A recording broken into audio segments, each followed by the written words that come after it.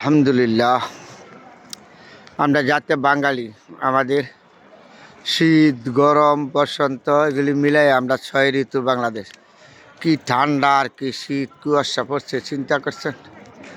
এই অবস্থা যদি ঢাকা শহর থাকে, আল্লাহ জানে গ্রামের মানুষ না জানি কী অবস্থা, কত কষ্টে আছে।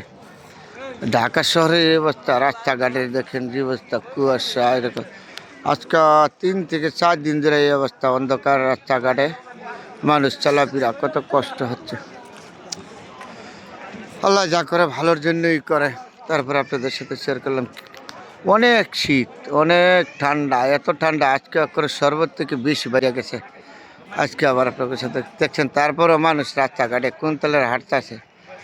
কেউ চাকরি করে, কেউ ব্যবসা করে, কেউ রিক্সা চালায়, কেউ বিভিন্ন সমস্যা নিয়ে। সাধারণ মানুষের তো কর্ম করে খাইতে হবে, তারা কর্ম নিয়ে এদিকে আসা যাওয়া ব্যস্ততার মাঝে সমস্ত দিন।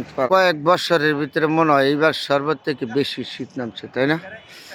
বাংলাদেশে এত শীত কখনো আর নামে নাই, তো এইবার যে শীত নামছে, অন্ধকার কুয়াশা, কিচ্ছু দেখা যায় না। দেখছেন কি অন্ধকার দেখা যায়, কিছু দেখা যায় না অন্ধকারের জন্য, শুধু অন্ধকার অন্ধকার। লাইট টাইটে জ্বলে রয়েছে অনেক।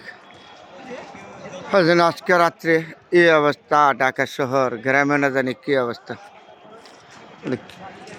এরপরে রাস্তাঘাটে মানুষ বিভিন্ন কর্ম পেশা নিয়ে ঘুরতে আসে, আস্তে আস্তে যাইতেছে, চোখে কিছু দেখা যায় না। আজকে এয়ারপোর্টে, বাংলাদেশ এয়ারপোর্টে বিমানবন্দরে বিমান নামতে পারে নাই এই কুয়াশার কারণে।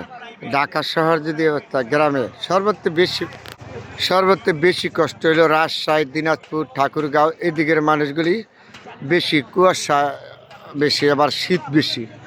ঢাকা তো তারপরও শীত যাই হোক একটু ভালো লাগে। সর্বত্র থেকে বেশি হইলো রাজশাহী, দিনাজপুর এদিকের মানুষগুলি, তাই না?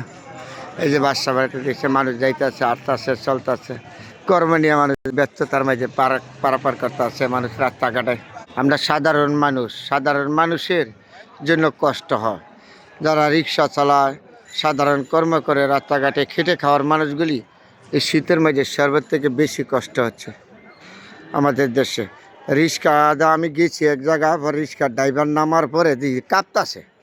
রিক্সা যতক্ষণ চালায় এতক্ষণ আপনার আর শরীর ভালো থাকে, পরে যখন রিক্সাতে নামে পরে যে শীতে কাঁপতাছে রিক্সা ড্রাইভার দেখে আমি অস্থির হয়ে গেছি। গ্যাসকা কী কুয়াশা, কী অন্ধকার, চিন্তা করেন। যেই দিকে তাকাবেন এদিকে মানুষের এই অবস্থা, রাস্তাঘাটের পরিচিতি।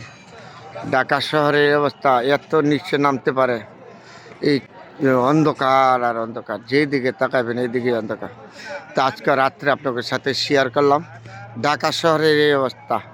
আল্লাহ তুমি সবারে হেদায়েত করো, রহমত করো, তো এই কুয়াশা থেকে তুমি সবারে বাঁচিয়ে রাখো, একটু পরিবর্তন করো মানুষের জানমালে থেকে, সাধারণ মানুষের জন্য সুন্দরভাবে চলতে পারে। ঢাকা শহরের এই অবস্থা দেখে আমার অবাক লাগে, গ্রামে না জানি কত কষ্ট। তারপরে বন্ধুরা আপনাদের সাথে শেয়ার করলাম রাস্তাঘাটে মানুষ কত। সবাই ভালো থাকবেন, শুভরাত্রি। আজকে রাত্রের জন্য বিদায় নিলাম।